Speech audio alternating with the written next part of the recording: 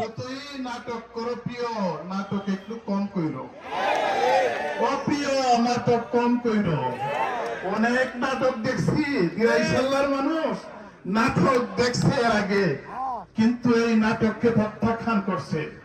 আমরা বলতে চাই, গতকালকে গত রাত্রে যে ঘটনা ঘটেছে, যারা যদি প্রকৃতপক্ষে পরিকল্পিত ভাবে কোন প্রতিদ্বন্দ্বীর গাড়িতে হামলা চালায়, তার তীব্র নিন্দা আমরা জানাই।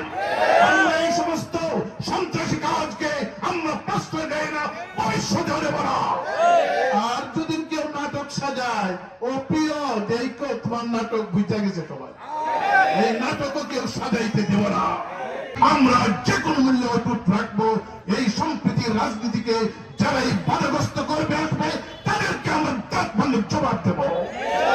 আমরা এই দিরাইতে কোন ধরনের সাম্প্রদায়িক রাজনীতি চাই না। অসাম্প্রদায়িক ভাবে আমরা সুন্দর সমাজ গঠন করার জন্য আমরা দলমত নির্বিশেষে আলেম ওলামা প্রত্যেকটা জনগণের পক্ষ থেকে আমরা আপনাদের কাছে আজ থেকে মাঠে ময়দানে বেরিয়ে পড়ব। আমাদের মা বোনদেরকে দানের শীষে ভোট দেওয়ার জন্য আল্লাহ আমাদের বিজয় সুনিশ্চিত করবে। জমিয়ত সমর্থিত বিএনপি মনোনীত জনাব নাসিরউদ্দিন চৌধুরী সাহেবকে যে কোনো মূল্যে আমরা বিজয় করবো ইনশাআল্লাহ। আপনারা জানেন যে আমরা অনেক বক্তব্য শুনছেন। আমি humble request all of you, একটা রিকোয়েস্ট করতে চাই। আমাদের মাত্র তো শুরু হয়েছে, আরো 12 দিন, আমরা 10 তারিখ পর্যন্ত নির্বাচন। আমাদের নাম অ্যাড্রেস করতে করতে এইগুলো আমরা যদি বিএনপি নেতৃবৃন্দ, আমার জমিয়তের সেক্রেটারি সাহেব বলছেন যে আমরা এইগুলা থেকে বেরিয়ে আসি, আমরা নতুন বাংলাদেশ গড়ার জন্য নতুন উদ্যম নিয়ে আমরা যদি অগ্রসর হতে পারি, ইনশাআল্লাহ আমাদের সময়ও বাঁচবে, আমরাও কাজ করতে সুবিধা হবে। রাজি আছেন তো সবাই? এইটা লইয়া পৃথিবীর অনেক দেশে গেছি, এইভাবে যেভাবে আমাদের কালচার শুরু হয়েছে, পৃথিবীর কোথাও এই কালচার নাই। আমরা এগুলো থেকে বেরিয়ে আসবো, আমরা কাজ করব। আমাদের রুমি ভাই বলেছেন যে আমাদের মিস্তাউদ্দিন, আমাদের দিরাইল গৌরব, যে আমরা মনে হয় আমরা বসে আছি, আমি মনোনয়ন দিয়ে পাই নাই, পাবেনও পাই নাই, আমরা 3-4 জন পাই নাই। আমরা কি দিরাইতে যেভাবে আমরা একতাবদ্ধ হয়েছি, যেভাবে আমাদের ঐক্য অটুট হয়েছে, কারো শক্তি নাই আমাদের বিজয়কে ছিনিয়ে নেওয়া। যতই নাটক করো প্রিয়, নাটক একটু কম কইরো। অপ্রিয় নাটক কম কইরো।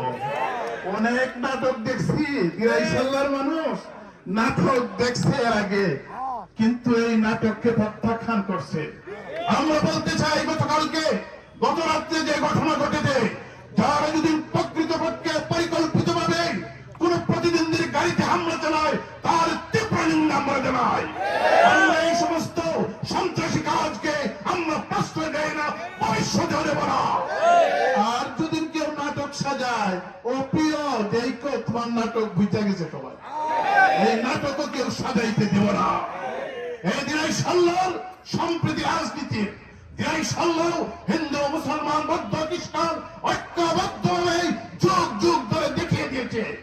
এর জন্য আসুন আমরা ঐক্যবদ্ধ ভাবে আমাদের সামনে একটি কাজ, দানের শীষকে বিজয়ী করে আমাদের যে প্রবীণ নেতা সর্বজন শ্রদ্ধেয় জনাব নাসিরউদ্দিন চৌধুরীকে বিজয়ের মালা পরিয়ে আনা।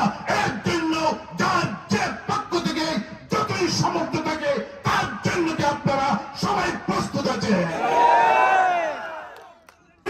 জিন্দাবাদ জিন্দাবাদ।